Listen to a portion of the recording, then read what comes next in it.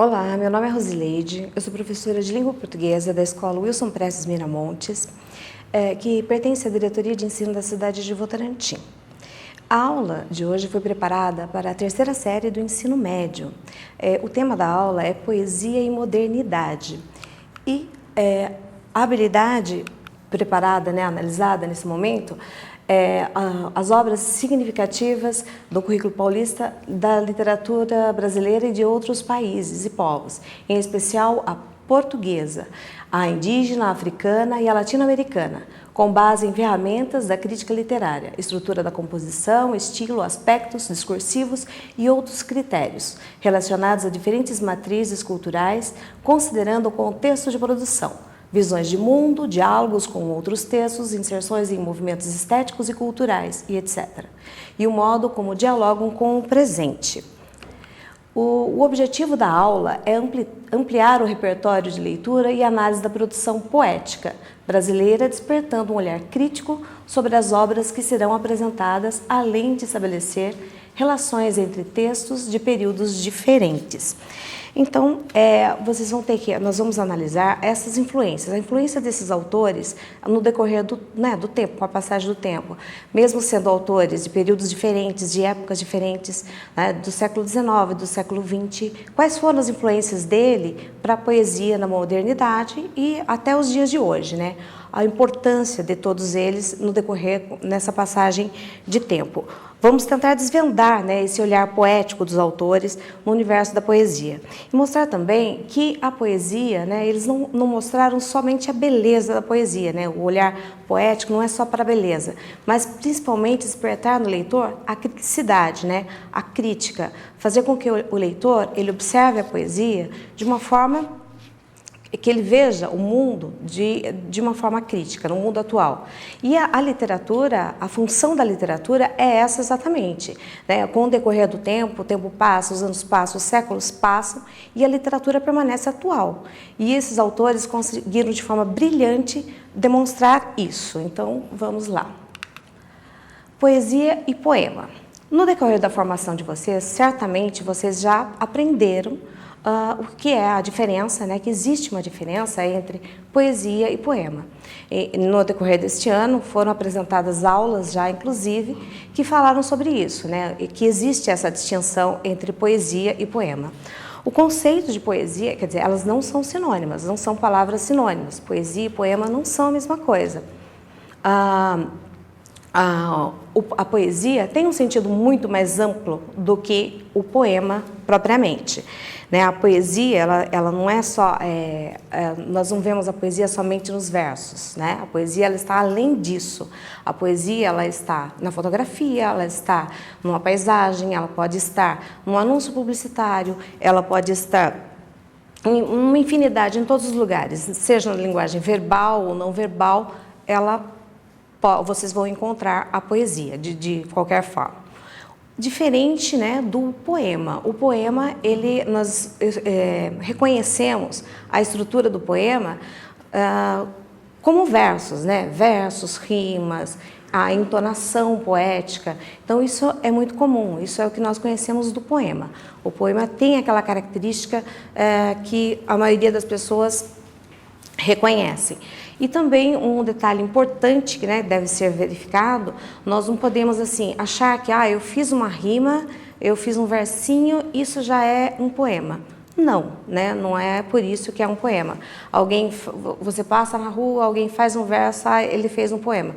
Não é bem assim também que nós podemos considerar que isso seja um poema. Ele tem que ter toda uma estrutura lógica. E isso é só para retomar, só para vocês terem uma noção, para se lembrarem, recordarem dessas questões. Então, vamos lá agora para alguns exemplos, algumas características próprias desses exemplos do poético. A fotografia é um exemplo de poesia. A fotografia, lembrando que é muito subjetiva também, a subjetividade, ou seja, eu posso gostar dessa imagem, outro não pode gostar dessa imagem, mas é um exemplo de poesia. Você olha para uma foto, você vê aí, por exemplo, essa criança olhando a imagem, buscando alguma coisa, reconhecer alguma coisa. A criança tem um olhar poético, é o olhar da descoberta, ela está desbravando o mundo. E é esse olhar que o poeta tem que nós, né, não temos. As pessoas comuns não costumam ter, né, esse olhar poético, esse olhar diferenciado. E a criança, como ela tem esse olhar de descoberta, ela é como se fosse o olhar poético, o olhar que muitos autores aí da poesia têm. Aí aparece, nesse momento, um fragmento de uma crônica. Uma crônica também pode ser poética, não escrita em versos, ela não é um poema, ela é uma crônica, é escrita em prosa, mas ela é poética. Vejam que ela, do Otto Lara Rezende, Vista Cansada, é só um fragmento, é o finalzinho dessa crônica do Otto Lara Rezende. Ele diz: uma criança vê o que o adulto não vê, tem os olhos atentos e limpos para o espetáculo do mundo. O poeta é capaz de ver pela primeira vez de fato, o que de fato ninguém vê. Então, comparando esse trecho da crônica à foto anterior, né, da criança, nós podemos observar que é uma definição do que é o olhar poético, do que como o poeta vê, com o olhar da criança, o olhar da descoberta, o olhar que nós não temos, né, o olhar que as pessoas comuns não têm. Então, a ideia, né, nessa aula é que as pessoas consigam ler, né, tentar desbravar o poema, ler a poesia de uma forma que consiga compreender e entender a crítica, né, que está em todos, né, em diversas formas de poesia no decorrer dos anos. Não importa se o poema foi escrito no século XIX, no século XX, ou se foi escrito agora, no século XXI. Próximo slide, um questionamento, né? Por que muitas pessoas acreditam que interpretar poesia é difícil? É difícil? Pode ser para muitos. Também não podemos afirmar que seja fácil, né? Então, nós temos que levar em consideração muitos fatores, vários fatores. Por exemplo, a relação das figuras de linguagem. É necessário que o leitor ele tenha alguns conhecimentos prévios, né? O conhecimento prévio, por exemplo, da figura de linguagem. Reconhecer uma metáfora, a metonímia, reconhecer a personificação, essas figuras, uma ironia. Então, é muito importante que o leitor ele tenha esse conhecimento de figuras de linguagem para ele poder interpretar muitos poemas. Se ele não tiver esse conhecimento prévio, pode dificultar realmente a leitura ou a compreensão de um texto poético. O contexto histórico de produção. Esse fator, ele aparece muito, né, na interpretação dos textos poéticos. Esse fator do contexto histórico, o autor, quando ele produz um poema, ele é muito influenciado pelo momento histórico pelo qual ele está passando. É um momento histórico que ele está vivenciando. Então, o leitor, reconhecendo esse momento, sabendo o momento que foi produzido o texto, facilita muito a compreensão. Nós veremos em slides posteriores a interpretação de alguns poemas que falam sobre isso, né, para retomar esse assunto. A intertextualidade. A intertextualidade diz respeito ao diálogo entre textos. Esse diálogo entre textos pode ser feito entre textos do mesmo período ou de períodos diferentes. Então, nós podemos pegar, por exemplo, um texto que foi produzido lá no século XIX e verificar esse texto agora no século XX. E haver uma ligação, uma conexão entre eles. O autor produzir o texto no século XX, o XXI mesmo, no século XXI, e vai lá, mantém esse diálogo, um texto lá antigo. Ele retoma aquele texto, ou ele vai fazer uma homenagem a esse texto, ou ele vai parodiar esse texto, né, anterior. Mas, para você conseguir estabelecer essa relação, você precisa conhecer, saber que esse texto foi produzido anteriormente, né? Saber fazer essa conexão entre o texto anterior. É muito importante isso também. tá? Então, são algumas formas de desvendar o poema. Conhecer a vida do autor também é importante, né? Um pouco, pelo menos saber um pouquinho sobre a vida desse autor, para vocês poderem interpretar o poema, para desvendar aí a poesia do autor em questão. O próximo item. Aqui nós vamos ler um trecho do poema de Vinícius de Moraes, um autor também muito conhecido, que faz parte da segunda fase do modernismo brasileiro, né, um dos grandes poetas da nossa literatura. Soneto de Fidelidade. Um fator importante que nós temos que analisar também, quando nós vamos interpretar um texto literário, é a análise a partir já do título do texto. Quando você já lê Soneto de Fidelidade, já dá para tentar ou interpretar alguma coisa sobre o que vai se falar, vai tratar o texto. Então vamos lá, Vinícius de Moraes. De tudo ao meu amor serei atento, antes e com tal zelo, e sempre e tanto, que mesmo em face do maior encanto, dele se encante mais meu pensamento. Essa é apenas a primeira estrofe desse soneto de Vinícius de Moraes. Então aí a gente vai pensar mais um questionamento para vocês analisarem. Evidente que esse soneto não é um soneto, um texto tão difícil de ser interpretado, já pelo título, como eu disse. Mas assim, nós devemos pensar, um poema, ele deve falar somente sobre sentimentos, só sobre relacionamentos amorosos? Não, é evidente que não. Muitos poetas, eles no decorrer dos seus livros, das suas publicações, eles procuraram muito além de falar do amor. Os poetas românticos do século XIX, houve até aquela separação de primeira, segunda e terceira geração da poesia romântica aqui no Brasil, exatamente por isso. A primeira geração era aquela geração que se preocupava mais com a questão do nacionalismo, do indianismo. A segunda geração era aquela geração ultra-romântica, que falava mais mesmo do sentimento amoroso, do amor e tal. E a terceira geração já se preocupou um pouquinho mais com a questão social.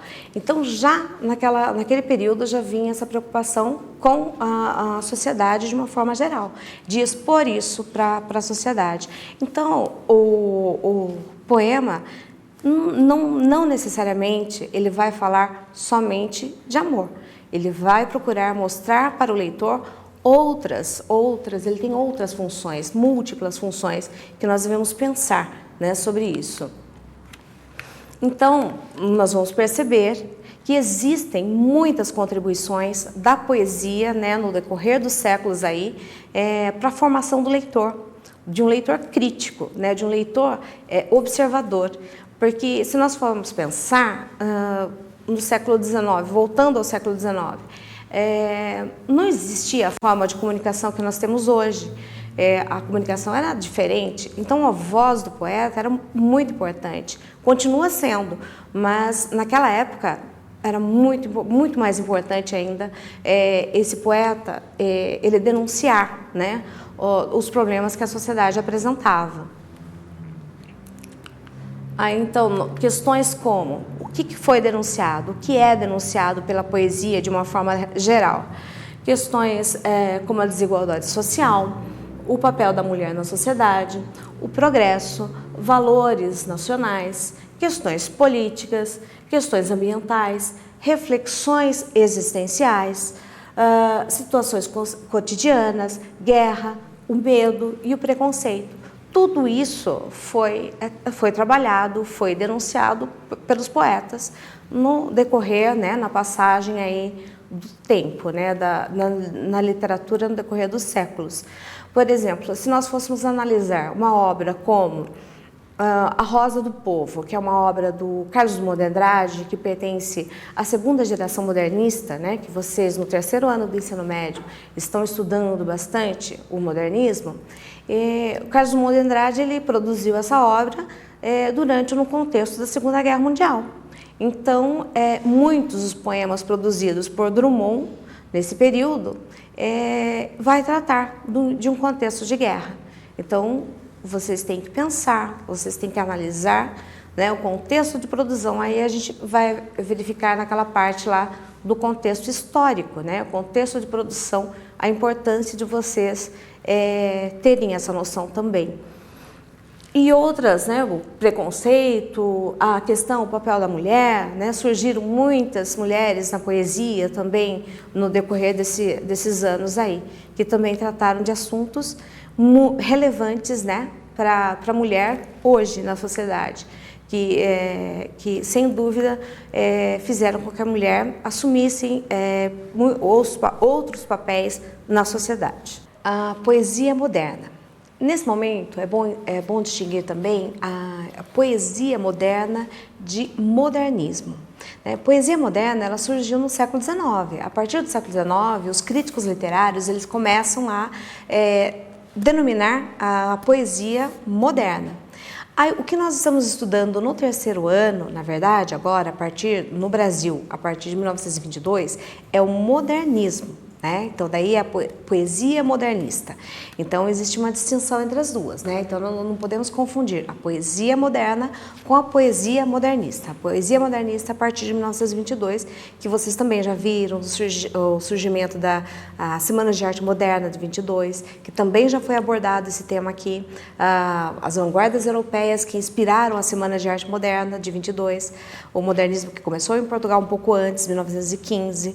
Então, vocês têm que estabelecer essa distinção, né, entre esses dois momentos, essas duas palavrinhas aí, moderna e modernista, tá? Poesia moderna e poesia modernista, ok? Agora, nós vamos fazer uma pequena análise, né, na verdade, do poema Estas Mãos, da Cora Coralina, que é uma poetisa brasileira, né? Ela foi descoberta já. O primeiro livro dela, ela publicou, ela já tinha 76 anos de idade, né? Já era uma senhora. Ela não tinha formação acadêmica, mas ela era doceira de profissão e a linguagem bem simples. Então, a poesia da Cora Coralina, ela tem uma linguagem simples, uma linguagem bem moderna, né? De um estilo moderno para a gente analisar. Então, vamos lá. Estas mãos. Olha para estas mãos, de mulher roceira, esforçadas mãos cavouqueiras, mãos que varreram e cozinharam, lavaram e estenderam roupas nos varais, pouparam e remendaram, mãos domésticas e remendonas. Então, como vocês observaram, a linguagem simplificada, né, da Cora Coralina, o título, Estas Mãos, ele já traz assim, o leitor para uma observação, né, esse aqui é um trecho, é um fragmento, né, apenas da poesia da Cora Coralina. Quando ela chama a atenção do leitor, olha, então ela já usa o verbo no modo imperativo, né, olha, né, já quero o leitor atento para a mão dela. Estas, o pronome aí demonstrativo, ele traz o leitor bem para proximidade, né, o estas, o pronome demonstrativo, né, usou aquela, dá a distância, mas o estas traz a proximidade. Então, as mãos dela, Cora, né, Coralina. E de mulher roceira, então a simplicidade toda que ela vai trazer aí para a poesia. Então, as mãos da dona de casa, que varre, que limpa, né, que estende a roupa, pouparam. Esse pouparam aí é bem voltado para a economia doméstica, né? Ela poupar no sentido de economizar, né? Pela simplicidade dela, pelo fato dela, né, ser doceira, aquela economia doméstica, a mulher que conta o dinheiro no dia a dia, aquela preocupação. Pouparam e remendaram. Remendaram aqui, a gente pode fazer uma leitura, né, de várias formas, no sentido próprio e figurado. O próprio de remendar, costurar mesmo, né? Ou remendar no sentido de juntar, né? Remendar um relacionamento, remendar a relação de marido e mulher, né? Do relacionamento, de filhos e tal. Tentar manter unido ali a família, a questão familiar. Então tem todo um contexto, né? A poesia, ela traz essa opção para o leitor. Então o leitor ele tem múltiplas interpretações do texto poético. E essa leitura crítica, essa observação que tem que ser feita, né, da leitura do texto literário. O modo verbal também, sempre ela usou aí todo ele praticamente, né, no passado, né, o verbo no passado, as características que ela estabelece, as mãos, né, esforçadas. E se nós fôssemos trazer para um contexto atual, né, a poesia, ela foi escrita na década de 60, 1960, no século 20 já, né? Ela, hoje em dia, né, quais são as mãos femininas hoje em dia, né, no contexto da nossa atualidade? As mãos femininas são aquelas só que lavam, estendem? Não, né? As mãos femininas hoje, elas adquiriram outras características, né? A mulher hoje, ela tem outro papel na sociedade. E isso é importante também estabelecer, né? Esse diálogo também, essa criticidade, né? Esse papel da mulher na sociedade que já foi estabelecido, já vem sendo observado no decorrer dos anos pelos poetas e pelas mulheres também que escreviam poesia naquela época, certo? O próximo, agora mais uma análise de dois poemas, né? Também agora poemas modernistas, né? Poemas de autores da geração modernista, dessa fase que faz parte do conteúdo do terceiro ano do ensino médio, né, dos poetas da segunda fase, terceira fase do modernismo brasileiro. Nós vamos ver aqui um poema do João Cabral de Melo Neto, mais um fragmento, Difícil Ser Funcionário, João Cabral de Melo Neto. Difícil ser funcionário nesta segunda-feira. Eu te telefono, Carlos, pedindo conselho. Não é lá fora o dia que me deixa assim. Cinemas, avenidas e outros não fazeres. É a dor das coisas, o luto desta mesa. É o regimento proibindo assovios, versos, flores. Então, nós observamos aqui nesse poema de João Cabral de Melo Neto algumas críticas também. O João Cabral de Melo Neto, ele faz parte da terceira fase modernista brasileira. E ele exerceu algumas funções também como diplomata, ele tinha várias funções aí na cargos públicos, né, no Brasil. E quando ele fala, difícil ser funcionário nessa segunda-feira, todo mundo, né, que é funcionário, que trabalha, sabe da dificuldade que nós temos na segunda-feira. Todo mundo pensa, né, na segunda-feira, né, já remete a uma certa aversão à segunda-feira, normalmente, né. E esse Carlos aí tem uma particularidade que depois a gente vai comentar também sobre essa poesia.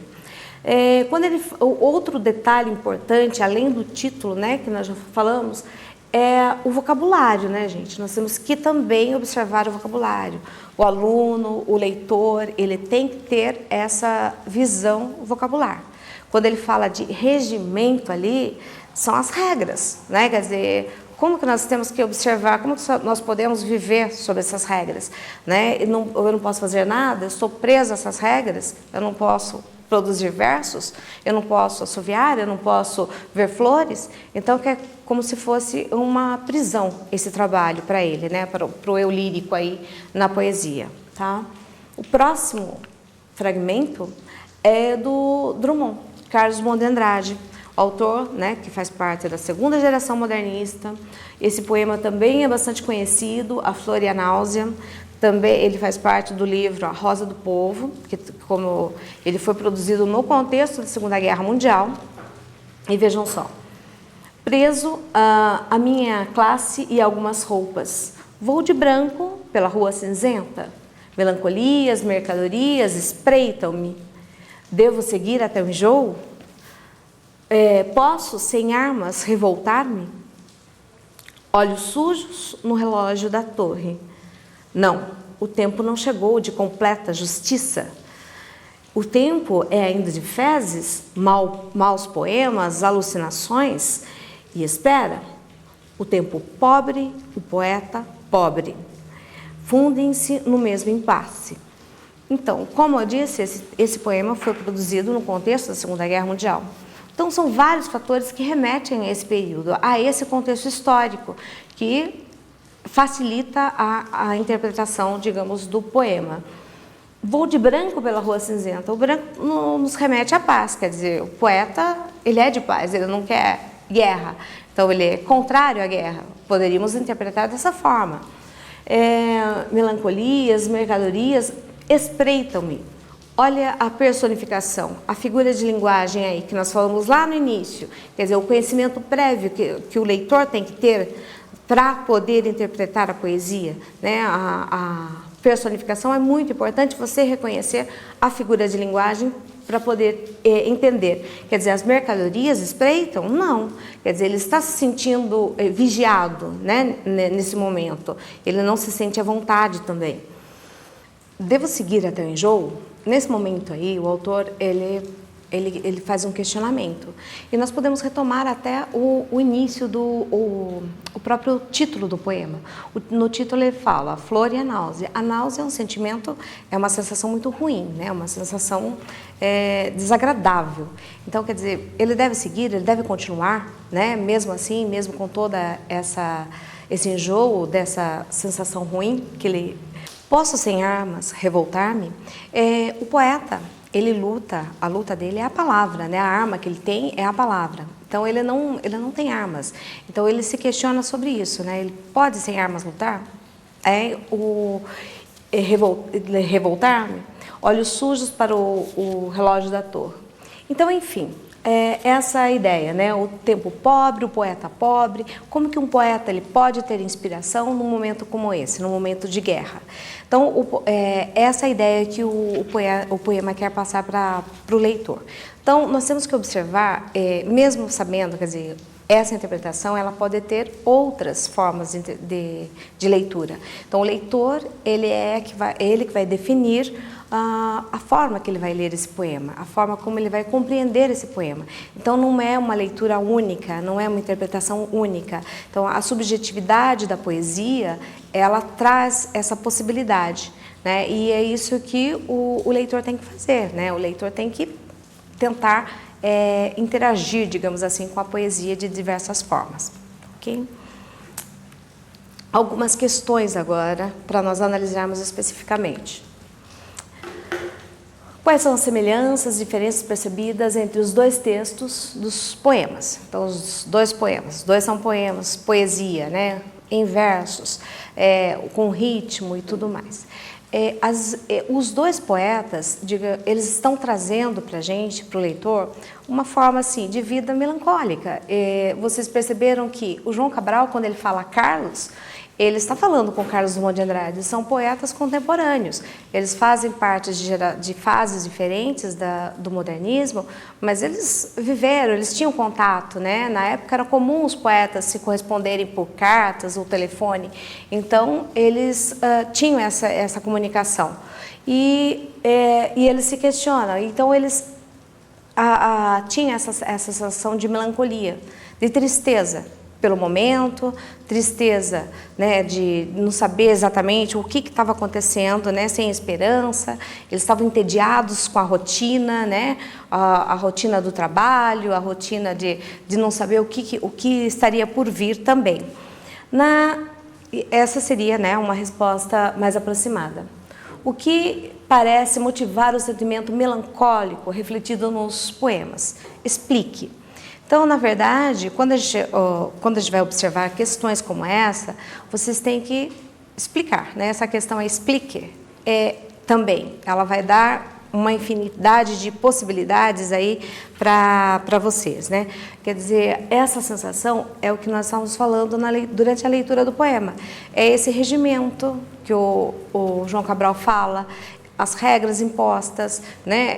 Essa inadequação, quer dizer, essa falta de motivação deles com o contexto que eles estão vivendo, né? O mundo que eles estão vivendo, a situação que eles estão passando, a falta de vontade até de dialogar com o espaço que eles estão. Então, isso que faz com que eles se sintam, né, melancólicos, né, no sentido aí do texto. Os dois poemas foram escritos na época em que se seguiu ao final da Segunda Guerra Mundial. de que forma esse contexto histórico está representado nos poemas. Então, os dois, né, retomando, né, repetitivo até, pode parecer repetitivo, mas a dor, né, a dor da guerra, a dor da falta de esperança, a dor de não poder, né, quer dizer, essa arma que ele tem, será que é suficiente? A palavra será suficiente para amenizar esse contexto de guerra? São questionamentos que eles fazem, né, o poeta faz e a ideia dele, querer ajudar, querer mudar a situação e se sentir, né, impotente diante de tudo isso. Mais ou menos isso seria a ideia de interpretar esses dois poemas. Mas, como eu disse, existem outras, né, possibilidades aí de interpretação da poesia moderna, ok? A canção do africano. Castro Alves. O poeta Castro Alves, ele não é modernista. Como eu disse anteriormente, o Castro Alves ele faz parte lá do século XIX da poesia romântica, só que moderna, né? E ele escreve esse poema Canção do Africano, atentando, né, para o título também. Ele vai colocar aí o título, o poema. Lá na úmida senzala, sentado na estreita sala, junto ao braseiro no chão, entoa o escravo seu canto, e ao cantar, correm-lhe em pranto saudades do seu torrão. Então, o autor, nesse primeiro momento aí, ele já identifica, né, o autor, não, o eu lírico, né, ele já coloca aí o cenário, a senzala, para o leitor, já identifica e pelo título já dá para perceber sobre o que ele vai falar também. De um lado, uma negra escrava, os olhos no filho crava, que tem no colo a embalar. E a meia voz lá responde ao canto e o filhinho esconde, talvez para não o escutar. Aparece mais uma pessoa nesse local, nesse espaço identificado pelo eu lírico, né? Uma escrava, uma mulher e uma criança. E aqui o eu lírico dá voz ao escravo nesse momento. Ele coloca: minha terra é lá bem longe, das bandas de onde o sol vem. Esta terra é mais bonita, mas a outra eu quero bem. Quando ele fala aqui no final do texto, mas a outra eu quero bem, dá para identificar que a fala agora é do escravo. Então, o escravo, ele lamenta a distância, né? Ele lamenta, ele fala, ele deixa bem claro que a terra aqui, o Brasil é bonito, mas ele quer bem a terra de onde ele veio, né? O continente africano, o lugar de onde ele estava. Essa é uma questão que foi utilizada, né, na prova do Enem. Texto 2, mais um textinho aí de João Cabral de Melo Neto, um comentário. No caso da literatura brasileira, se é verdade que prevalecem as reformas radicais, elas têm acontecido mais no âmbito de movimentos literários do que de gerações literárias. A poesia de Castro Alves, em relação a de Gonçalves Dias, não é de negação radical, mas de superação, dentro do mesmo espírito romântico. Ou seja, os dois poetas, o Castro Alves e o Gonçalves Dias, fazem parte da geração romântica, lá do romantismo, do período romântico, da escola literária denominada romantismo, só que de gerações diferentes. E o João Cabral, ele faz um comentário sobre esses dois autores aí, que vai ser usado na questão. O fragmento do poema de Castro Alves exemplifica a reflexão feita por João Cabral de Melo Neto. Por quê? Então, vamos lá, as alternativas. Embora ideológico e retórico, Castro Alves exalta o nacionalismo. Embora cante a paisagem local, Castro Alves defende ideias liberais. Castro Alves renova o tema amoroso e mantém o canto saudosista da terra-pátria. Ainda que tematize a injustiça social, Castro Alves explora a subjetividade do eu lírico. Castro Alves inova na abordagem social. Contudo, mantém uma visão lírica da terra pátria. Comparando os dois, o poema de Castro Alves ao comentário de João Cabral de Melo Neto, o que se observa é que a alternativa correta seria a alternativa E. Por quê? Porque Castro Alves inovou a abordagem social, porque Castro Alves ele foi reconhecido como o poeta dos escravos. Ele escreveu especificamente, principalmente, né, aliás, para os escravos. E ele manteve essa abordagem. Só que no finalzinho do poema, quando ele dá voz ao escravo, ele enaltece a pátria, como fazia Gonçalves Dias, porque Gonçalves Dias ele fazia parte da primeira geração romântica, que enaltecia o país, enaltecia a pátria, ele engrandecia o Brasil. Então, ele ainda tem ele retoma alguma característica da primeira fase do romantismo. Então, nós aprendemos nessa aula a distinção entre poesia e poema. Lembrando que a poesia ela é muito mais abrangente, né? Ela está em várias situações, ela pode estar na fotografia, ela pode estar na propaganda. Lembrando que ela não trata somente de situações assim da beleza, ela pode tratar de problemas, né? Quando a gente fala de fotografia, por exemplo, a poesia ela não vai tratar só da beleza. Existem fotografias poéticas que ganharam prêmios internacionais retratando guerras, por exemplo, né? Também. E o poema, lembrando aquela distinção que ele sempre vai aparecer em versos, alguns com rima, outros não, né? Ou com ritmo e tal. A poesia moderna, vocês também têm que ter sempre em mente essa distinção entre poesia moderna, que vai surgir lá no século XVIII, na França do século XVIII, e depois ela vai sendo retomada no decorrer do século, e no século XX, no modernismo, ela acaba se tornando a modernidade poética, daí ela é modernismo, não confundam a poesia moderna com o modernismo, é bom sempre lembrar disso, certo, gente? E análise crítica sobre a poesia. A análise crítica da poesia sempre pensando na subjetividade, na possibilidade diversa que você pode ter de interpretar um texto poético. Não existe uma forma única de interpretar poesia, não existe uma única situação que você pode utilizar. Então, o importante é que você seja, né, um leitor atento, leitor atento em todas as situações.